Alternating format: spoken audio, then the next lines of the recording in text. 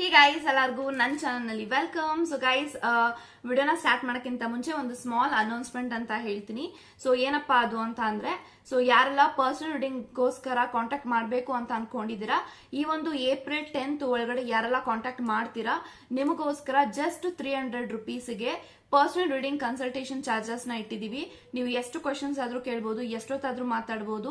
ಇದೊಂದು unlimited personal reading ಅಂತ ಹೇಳ್ತೀನಿ. ಸೊ ಅನ್ಲಿಮಿಟೆಡ್ ಕ್ವಶನ್ಸ್ ಇರುತ್ತೆ, ಎಷ್ಟು ಕ್ವಶನ್ಸ್ ಆದ್ರೂ ಕೇಳಬಹುದು, ಎಷ್ಟೊತ್ತಾದ್ರೂ ಮಾತಾಡಬಹುದು. ಇಷ್ಟೇ ಕ್ವಶನ್ಸ್ ಕೇಳಬೇಕು, ಇಷ್ಟೊತ್ತೇ ಮಾತಾಡಬೇಕು ಅಂತ ಯಾವುದೇ ರೀತಿ ರೆಸ್ಟ್ರಿಕ್ಷನ್ಸ್ ಇರೋದಿಲ್ಲ. ಇದೊಂದು unlimited personal reading. So unlimited personal reading, unlimited personal questions, ಎಷ್ಟು ಕ್ವಶನ್ಸ್ ಆದ್ರೂ ಕೇಳಬಹುದು. So more than 30 to 40 minutes ನೀವು ಮಾತಾಡಬಹುದು. ಸೊ ನಿಮ್ಮ ಕನ್ಫ್ಯೂಷನ್ ಇದ್ರೆ ಅಥವಾ ಮುಂದೆ ನಮ್ಮ ಜೀವನದಲ್ಲಿ ಏನಾಗುತ್ತೆ, third party situation, ex person ಬಗ್ಗೆ, ಮ್ಯಾರೇಜ್, ಕರಿಯರ್, ಲವ್ ಅಥವಾ ಜಾಬ್, ಯಾವುದೇ ರಿಲೇಟೆಡ್ ಕ್ವಶನ್ಸ್ ನ ನಿಮ್ಗೆ ಕೇಳಬೇಕು ಅಂಡ್ ಗೈಡೆನ್ಸ್ ಬೇಕು ಅಂತ ಅಂದ್ರೆ ಡೆಫಿನೆಟ್ಲಿ ಕಾಂಟ್ಯಾಕ್ಟ್ ಅಸ್ ಅಂತ ಹೇಳ್ತೀನಿ. ಜಸ್ಟ್ ಫಾರ್ 300 rupeesಗೆ ಈ ಒಂದು ಆಫರ್ ನ ಇಟ್ಟಿದೀವಿ.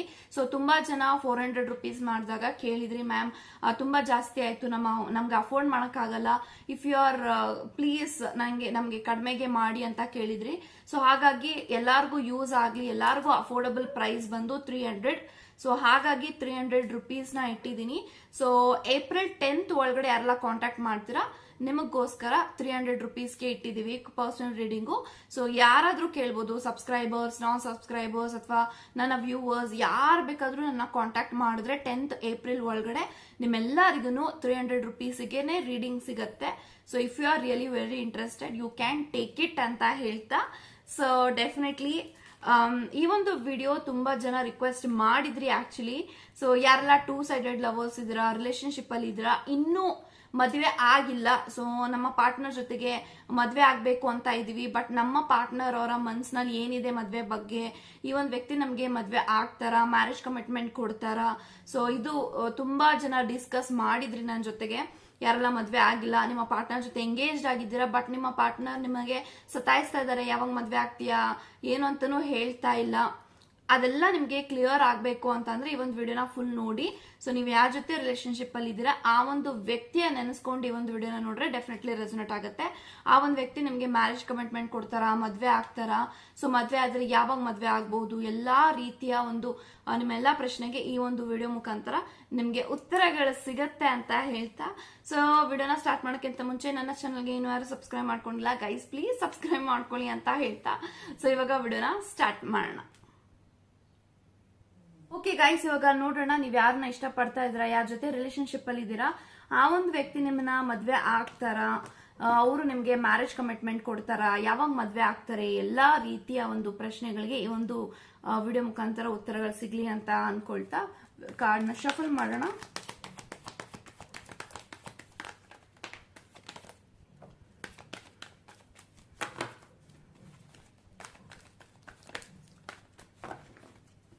So bottom of the card 3 of wands ಇದೆ. So guys, bottom of the card 3 of wands ಇದೆ, and knight of pentacles, 4 of wands, magician, queen of cups, knight of swords and queen of wands. Okay guys, ನನಗೆ ಎಲ್ಲಾ cards ಪ್ರಕಾರ ಏನ್ intentions ಬರ್ತಿದೆ ಅಂದ್ರೆ, ನೀವ್ ಯಾರನ್ನ ಇಷ್ಟಪಡ್ತಿದ್ರ, ಯಾರ ಜೊತೆ ರಿಲೇಶನ್ಶಿಪ್ ಅಲ್ಲಿ ಇದ್ರ, ಆ ಒಂದು ವ್ಯಕ್ತಿ ನಿಮ್ಮನ್ನ ಮದ್ವೆ ಆಗ್ತಾರಾ, ಮ್ಯಾರೇಜ್ ಕಮಿಟ್ಮೆಂಟ್ ಕೊಡ್ತಾರಾ, ಯಾವಾಗ ಮದ್ವೆ ಆಗ್ತಾರೆ ಅನ್ನೋದಾದ್ರೆ ಡೆಫಿನೆಟ್ಲಿ 4 of wands ಇದೆ, ಮೆಜಿಷಿಯನ್ ಇದೆ. ಡೆಫಿನೆಟ್ಲಿ ಒಂದು ವ್ಯಕ್ತಿ ನಿಮ್ಮನ್ನ ಮದ್ವೆ ಮಾಡ್ಕೊಳ್ತಾರೆ, ಮ್ಯಾರೇಜ್ ಆಗ್ತಾರೆ, ಮದ್ವೆ ಕಮಿಟ್ಮೆಂಟ್ ಕೊಟ್ಟೆ ಕೊಡ್ತಾರೆ ಅಂತ ಹೇಳ್ತೀನಿ. ಬಟ್ ಸ್ಲೋ ಎನರ್ಜಿ ಇದೆ.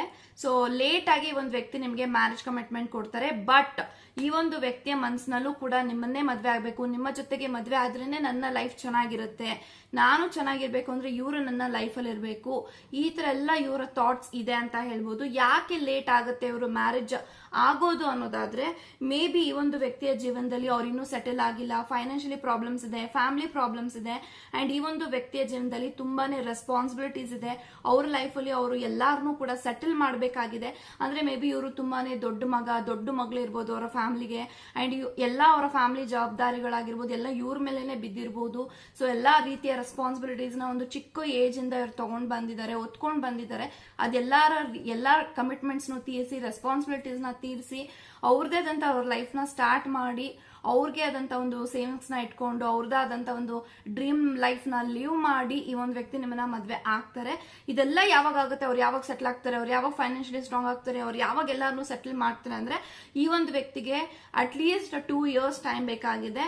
ಸೊ ಈ ಒಂದು ವರ್ಷದಿಂದ ನೆಕ್ಸ್ಟ್ ಇಯರ್, ಅದ್ರ ನೆಕ್ಸ್ಟ್ ಇಯರ್ ಈ ಒಂದು ವ್ಯಕ್ತಿ ನಿಮ್ಮನ್ನ ಮದ್ವೆ ಆಗ್ತಾರೆ. Minimum this person need 2 years of time ಅಂತ ಹೇಳ್ತೀನಿ. ಸೊ ಈ ಒಂದು ವ್ಯಕ್ತಿ ನಿಮ್ಮನ್ನ ಮದ್ವೆ ಆಗೇ ಆಗ್ತಾರೆ. ಬಿಕಾಸ್ ಈ ಒಂದು ವ್ಯಕ್ತಿನೂ ಕೂಡ ಅಷ್ಟೇ ಪ್ರಾಮಾಣಿಕವಾಗಿದ್ದಾರೆ, ಆನೆಸ್ಟಿ ಆಗಿದ್ದಾರೆ.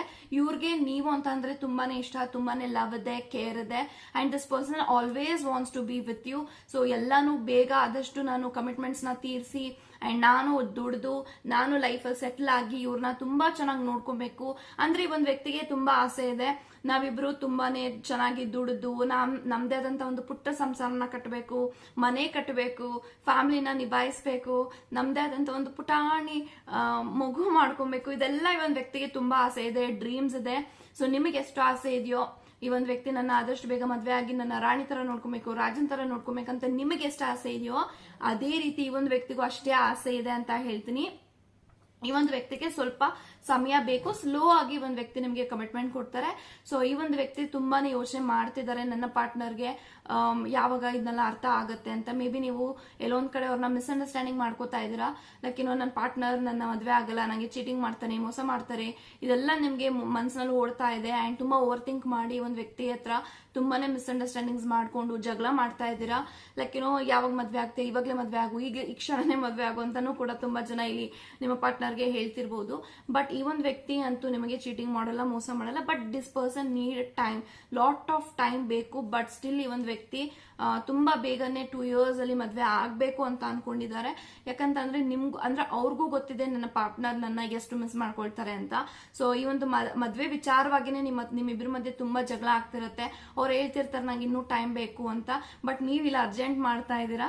ಸೊ ಅರ್ಜೆಂಟ್ ಮಾಡೋದ್ರಿಂದ ನಿಮ್ಮ ಸಂಬಂಧ ಹಾಳಾಗತ್ತೆ ಅಂಡ್ ನಂಬಿಕೆ ಹೋಗುತ್ತೆ. ಬಿಟ್ರೆ ಈ ಒಂದು ವ್ಯಕ್ತಿನ ಕಂಪ್ಲೀಟ್ ಆಗಿ ಸರೆಂಡರ್ ಆಗಿ, ಇವ್ರ ಪ್ರೀತಿಗೆ ಸರೆಂಡರ್ ಆಗಿ, ಇವ್ರನ್ನ ಬಿಲೀವ್ ಮಾಡಿ ಫಸ್ಟ್ ಈ ಒಂದು ವ್ಯಕ್ತಿಗೆ ನೀವು ಟೈಮ್ ಕೊಡಿ ಅಂತ ಹೇಳ್ತೀನಿ. ಲೈಕ್ ಈ ಒಂದು ವ್ಯಕ್ತಿಗೆ ನೀವು ಟೈಮ್ ಕೊಟ್ಟಿಲ್ಲ ಅಂತಂದ್ರೆ ನಿಮ್ಮಿಬ್ರ ಮಧ್ಯೆ ತುಂಬಾನೇ ಮಿಸ್ಅಂಡರ್ಸ್ಟ್ಯಾಂಡಿಂಗ್ಸ್ ಆಗಿ ಜಗಳ ಆಗುತ್ತೆ. ಸೊ ಜಗಳದಿಂದ ತುಂಬಾ ಈಗೋ ಬೆಳೆಯುತ್ತೆ, ಆಟಿಟ್ಯೂಡ್ ಬೆಳೆಯುತ್ತೆ. ಅವಾಗ ಈ ಒಂದು ಕನೆಕ್ಷನ್ ಎಲ್ಲಾ ಕಡೆಯಿಂದನೂ ಬ್ಲಾಕೇಜಸ್ ಆಗುತ್ತೆ. ಸೊ ಇದೆಲ್ಲ ಆಗ್ಬಾರ್ದು ಅಂತ ಅಂದ್ರೆ ಈ ಒಂದು ವ್ಯಕ್ತಿಗೆ ಟೈಮ್ ಕೊಡಬೇಕು.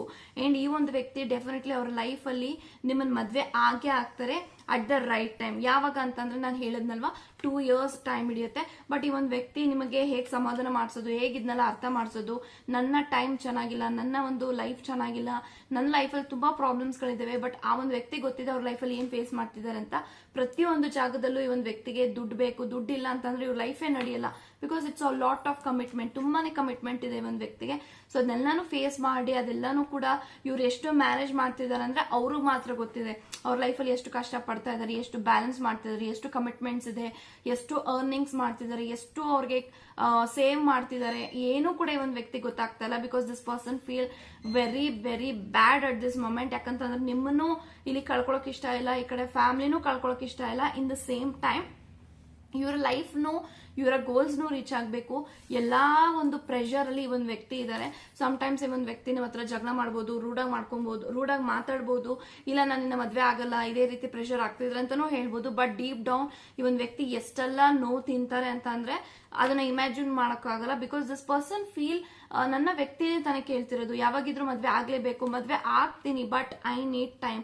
ಬಿಕಾಸ್ ಈ ಒಂದು ಟೈಮ್ ಅಲ್ಲಿ ಈ ಒಂದು ವ್ಯಕ್ತಿ ವಿತ್ ಇನ್ 1 year ಅಥವಾ 6 months 8 months ಅಲ್ಲಿ ಮ್ಯಾರೇಜ್ ಅಂತೂ ಆಗಕ್ಕಾಗಲ್ಲ. ಬಿಕಾಸ್ ಅವ್ರ ಲೈಫ್ ಅಲ್ಲಿ ಏನೆಲ್ಲ ಸ್ಟಕ್ ಎನರ್ಜಿ ಇದೆ, ಏನೆಲ್ಲ ಅವರು ಸ್ಟಕ್ ಆಗಿದ್ದಾರೆ ಯಾವ ಒಂದು ಜಾಗದಲ್ಲಿ, ಅದ್ರಲ್ಲೆಲ್ಲ ಅವ್ರು ಗ್ರೋ ಆಗ್ಬೇಕು. ಅಂಡ್ ಇನ್ನೂ ಕೂಡ ನಿಮ್ಮಿಬ್ಬರಿಗೂ ಇನ್ನೂ ಏಜ್ ಕಡಿಮೆ ಇದೆ. ಲೈಕ್ ನೀವು ನಿಮ್ಮ ಪಾರ್ಟ್ನರ್ಗಿಂತ ಒಂದ್ 2-3 ವರ್ಷ ಚಿಕ್ಕವರು ಇರ್ಬೋದು. But this person also very young, ಒಂದು 30-32 years ಇದೆ ನಿಮ್ಮ ಪಾರ್ಟ್ನರ್ಗೂ ಕೂಡ. So you are under 27-25 this type of ages ಇದೆ ಅಂತ ಅಂದ್ರೆ this person need lot of time because this person is not at all settled. or ಇನ್ನೂ ಅವ್ರ ಲೈಫ್ ನ ಇನ್ನೂ ಸೆಟಲ್ ಆಗಿಲ್ಲ. And in the same way ಅವ್ರ ಲೈಫ್ ಅಲ್ಲಿ ಗೋಲ್ಸ್ ಇದೆ, ಅದೆಲ್ಲ ರೀಚ್ ಆಗ್ಬೇಕು. ಸೊ ಅದೆಲ್ಲ ರೀಚ್ ಆಗಿ ಅವ್ರದೇ ಆದಂತ ಒಂದು ಫ್ಯಾಮಿಲಿ ಮಾಡೋದಕ್ಕೆ ಹಣ ಬೇಕು. ಎಲ್ಲಾನು ಕೂಡ ಯೋಚನೆ ಮಾಡ್ತಾ this person is under depression. So ತುಂಬಾನೇ ಡಿಪ್ರೆಷನ್ ಅಲ್ಲಿ ಇದ್ದಾರೆ. ಬಟ್ ಆ ಡಿಪ್ರೆಷನ್ ಅವ್ರು ತೋರ್ಸ್ಕೊಂತಾ ಇಲ್ಲ. ನಾನು ಖುಷಿಯಾಗಿದ್ದೀನಿ, ಸಂತೋಷವಾಗಿದ್ದೀನಿ, ನನ್ಗೇನು ಪ್ರಾಬ್ಲಮ್ಸ್ ಇಲ್ಲ ಅಂತಾನೆ ಓಡಾಡ್ತಿದ್ದಾರೆ. ಬಟ್ ಈ ಒಂದು ವ್ಯಕ್ತಿಗೆ ಗೊತ್ತಿದೆ ಅವ್ರ ಲೈಫಲ್ಲಿ ಏನ್ ಸ್ಟ್ರಗಲ್ ನ ಅವ್ರು ಫೇಸ್ ಮಾಡ್ತಾ ಇದಾರೆ ಅಂತ ಹೇಳಿ. But nothing to worry, this person will definitely come back. ಇಲ್ಲಿ ತುಂಬಾ ಜನ ಆನ್ ಅಂಡ್ ಆಫ್ ಅಲ್ಲಿ ಇದೀರಾ, ನಿಮ್ಮ ಪಾರ್ಟ್ನರ್ ನಿಮ್ಮನ್ನ ಬ್ಲಾಕ್ ಮಾಡಿರ್ಬೋದು, ಇದೆಲ್ಲ ಫೇಸ್ ಮಾಡ್ತಾ ಇದಾರೆ ಅಂದ್ರೆ ನಿಮ್ಮನ್ನ ಅನ್ಬ್ಲಾಕ್ ಮಾಡ್ತಾರೆ, ನಿಮ್ಮ ಕನೆಕ್ಷನ್ ಹೀಲ್ ಆಗುತ್ತೆ. ಬಟ್ ನೀವು ತಾಳ್ಮೆಯಿಂದ ಇರಬೇಕು. ಅವ್ರನ್ನ ಅಷ್ಟೇ ನೀವು ನಂಬಿ, ಬಿಲೀವ್ ಮಾಡಿ, ಟ್ರಸ್ಟ್ ಮಾಡಿ, ಅವ್ರ ಮೇಲೆ ಹೋಪ್ ನ ಇಟ್ರೆ ಡೆಫಿನೆಟ್ಲಿ ಒಂದು ವ್ಯಕ್ತಿ ನಿಮಗೆ ಮ್ಯಾರೇಜ್ ಕಮಿಟ್ಮೆಂಟ್ ಕೊಡ್ತಾರೆ. ಅಂಡ್ ಇವರು ಆಲ್ರೆಡಿ ಡಿಸೈಡ್ ಆಗಿದ್ರೆ ಅವ್ರ ಲೈಫ್ ಪಾರ್ಟ್ನರ್ ಏನು ಯಾರು ಅಂತ, ಆ ಒಂದು ಲೈಫ್ ಪಾರ್ಟ್ನರ್ ನೀವು ಆಗಬೇಕು ಅಂದ್ರೆ ಇವ್ರಿಗೆ ಟೈಮ್ ಕೊಡಬೇಕು. ಸೊ ನಾವ್ you have to wait in patience ಅಂತ ಹೇಳ್ತೀನಿ. ಸೊ ನೀವು ಪ್ರೆಷರ್ ಹಾಕೋದ್ರಿಂದ ಅಥವಾ ತುಂಬಾ ಎಮೋಷನಲ್ ಆಗಿ ಮಾತಾಡೋದ್ರಿಂದ ಈ ಒಂದು ವ್ಯಕ್ತಿ ನಿಮ್ಮನ್ನ ತುಂಬಾ ಬೇಗ ಮದ್ವೆ ಆಗ್ತಾರೆ ಅಂತ ಏನೂ ಇಲ್ಲ. Because this person knows what they are dealing ಅಂತ ಹೇಳ್ಬೋದು. ಬಟ್ ನಥಿಂಗ್ ಟು ವರಿ ಅಂತಾನೆ ಹೇಳ್ತೀನಿ. ಸೊ ವರಿ ಮಾಡ್ಕೊಳಕ್ ಹೋಗ್ಬೇಡಿ. ಎಲ್ಲಿ ನಿಜವಾದ ಪ್ರೀತಿ ಇರುತ್ತೆ, ಎಲ್ಲಿ ಪ್ರಾಮಾಣಿಕವಾದಂತ ಪ್ರೀತಿ ಇರುತ್ತೆ, ಅಲ್ಲಿ ಈ ಒಂದು ಅಲ್ಲಿ ಡೆಫಿನೆಟ್ಲಿ ಮ್ಯಾರೇಜ್ ಅನ್ನೋದು ಇದ್ದೇ ಇರುತ್ತೆ ಅಂತ ಹೇಳ್ಬೋದು.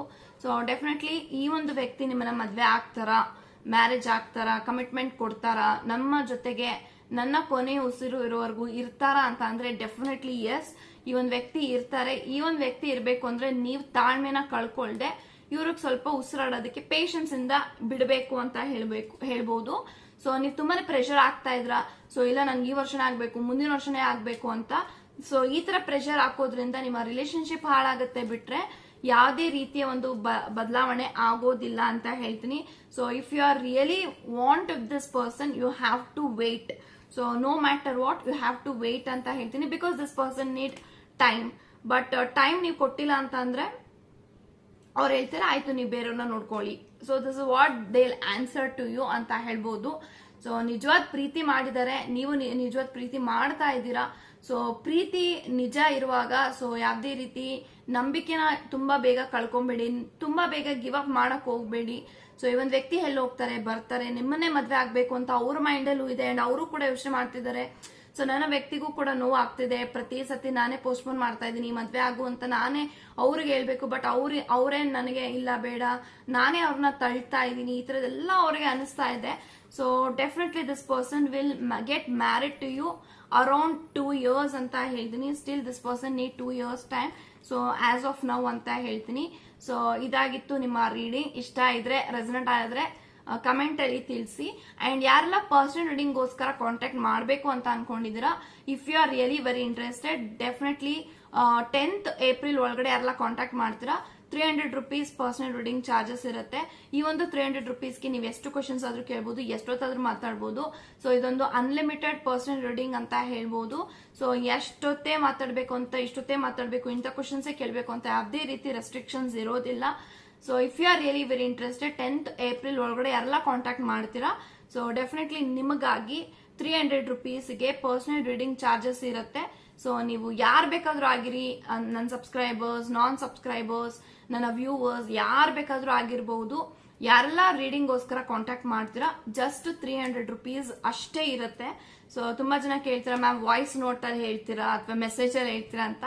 ಥ್ರೂ ಫೋನ್ ಕಾಲೇ ಪರ್ಸನಲ್ ರೀಡಿಂಗ್ ನ ಹೇಳೋದು ಅಂತ ಹೇಳ್ತಾ, god bless you and take care guys.